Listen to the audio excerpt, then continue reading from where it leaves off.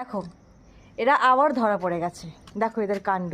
সেদিন তো হলোই, মিটমাট হয়ে গেল, আবার আজকে রাত্রিবেলা এই ঘটনাটা ঘটলো।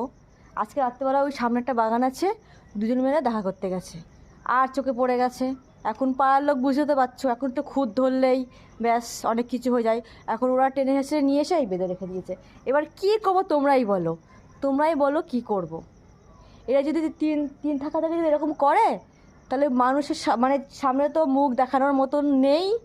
আর এদের এত করে বোঝালাম যে তোমরা এরকম করো না, তুমি হচ্ছে কি শালার বউ আর তুমি হচ্ছে নন্দা জামাই, এরকম করো না। আর তুমি কি, হ্যাঁ এটা তো তোমার নন্দা জামাই, নন্দর কথা একটু ভাবো। হ্যাঁ এরকম কেউ করে? আর তুমি কি, হ্যাঁ বলো, রমাল তোমাকে এত ভালোবাসে আর তারপরেও তুমি কেন এরকম করছো বলো তো? এখন কেঁদে কোনো লাভ নেই, যা হওয়ার তা হয়ে গেছে।